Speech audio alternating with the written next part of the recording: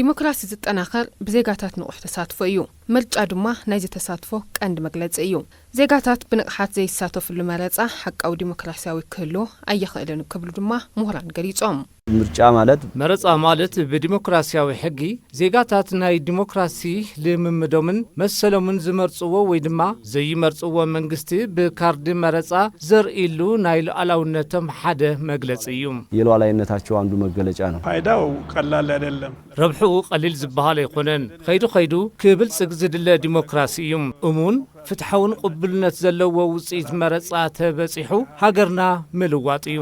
ቅቡልነት ያለው የምርጫ ውጤት እዛ ተደርሶ ሀገራችንን ለመለወጥ ነው ገለገለ ድምጺ አበ መረጻ ዘምጾ ለውጥ ይብሉን በዘበል ጉጊ አተሐሳስባ ካብ መረጻ ይተርፍ እዮም ተመክሮ ዓለም ከም ዘርኤና ግና ድምጽ መንግስትን ምቅያር አብይ ጽዕንቶ ከም ዘለዎ እዩ ዲሞክራሲ ያደገበት አካባቢ የዜጎች ምርጫ ዲሞክራሲ አብዛ ዓበይሉ ከባቢ ናይ ዜጋታት መረጻ እቲ ዝመርጽዎ መንግስቲ በሓደ ወይ ድማ ብኽልተ ድምጺ ክወልጾ ይኽእል እዩ ጥሙር መንግስቲ ንምፍጣርውን ዕድል ክህሉ ይኽእል እዩ መንግስታት ዘይትመስረተሉውን ዕድል ክህሉ ይኽእል እዩ እዚ ናይ ሕድሕድ ዜጋ ናይ ካርዲ አስተዋጽኦ እዩ ይሄ የእያንዳንዱ ዜጋ የካርድ ዋጋ ሚናው ነው ብርግጽ አበ ስርዓት መረጻ ኢትዮጵያ ከምዛ አይነት ዝጸበበ ውጽኢት ተቀየረ ነገር እንተዘይሃለውካ ሕድሕድ ድምጽ ግና አይባኽንን ለውጥውን የምጽይ ይብሉ እቶም ምሁራን ከመስከረም ጀሚሩ ነተኸታታሊ 5 ዓመት ንኢትዮጵያ ዝመርሕ ሓደ አካል ውክልና ሒዙ ዘመሓድር ሓደ አካል ካብ ሰጎምታ ሃገራት ክስለፍ ዘኽእል ሰላምናን ምዕባለናን ከቀጽለልና ዝኽእል ሓደ አካል ንምምጻእዩ እዚ ማለት ኣብ ሕድሕድ ህይወት ኣብ ሕድሕድ መነባብሮ ኣብ ሕድሕድ ገዛውትን ጉልቀ ሰባትን ይንጸባረቃል የዜጎች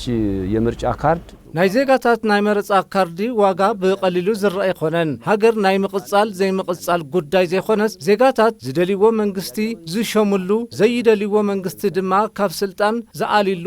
ዓውይ ውሳኔ እዩ ዝማለት ናይ መረጻ ካርድን ናይ ዜጋታት ተሳትፎን ውጽኢት ናይ ምውሳን ወይ ድማ ዘይምውሳን ጉዳይ ይኸውን ማለት እዩ ካርድና የዜጋ ተሳትፎ ሚናው የመወሰን ያለ መወሰን ጉዳይ ነው ማለት ነው ዝኾነ ጉዕዞ ዝጀምር በቀዳሚ ስጉምት እዩ ናይ መረጻ ጉዕዞ ዝጀምር ድማ ናይ መረጻ ካርዲ በመውሳድ እዩ ሁሉ ዜጋ ካብ ሓፈሻዊ ሸብዓይ መረጻ ካብ ለካቲት 28 ጀሚሩ ዝተጀመረ አበ ዝቀረቡ አማራጭታት በመምዝጋብ ድምጽ ንምሃብ ድልዋት ክኾኑ ይግባእ ይብሉ በየምርጫ ጣቢያዎቹ ተገኝቶ በብመረጻ ጣቢያ ተረኺቦም ትዕግስት ገይሮም መሰሎምን ረብሖምን መንነቶምን ኢትዮጵያዊነትን ዘርኢሉ መዐቀን እዩ እቲ ሓደ ቀዲሞም ተመዝጊቦም ናይ መረጽነት ካርዲ በሓዝዩ እዚ ኣብ ዘይብሉ ራእይ ዘለዎ ፓርቲ ወይ ድማ ተወዳዳሪ ይኹን ውልቀ ሰብ ክመርጹ ኣይኽእሉን ተወዳዳሪ ፓርቲ ሆነ ግለሰብ መምረጥ አይችልም